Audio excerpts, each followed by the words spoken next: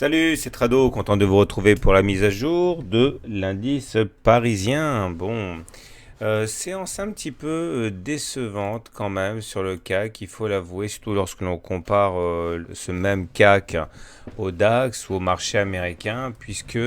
finalement l'euphorie a été de courte durée et la circonspection reprend le dessus. Circonspection parce que même si on a commencé très fort et qu'on est allé chercher 4900, et bien finalement on clôture sur une baisse non significative, enfin assez significative de 0,2%.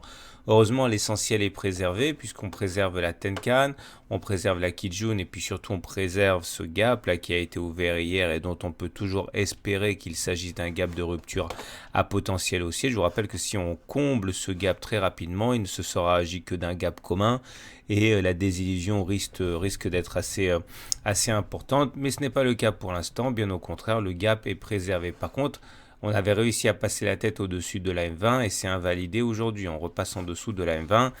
et ça, c'est pas forcément ce qu'on pouvait espérer de mieux. On est toujours en train de naviguer à l'intérieur de ce canal bleu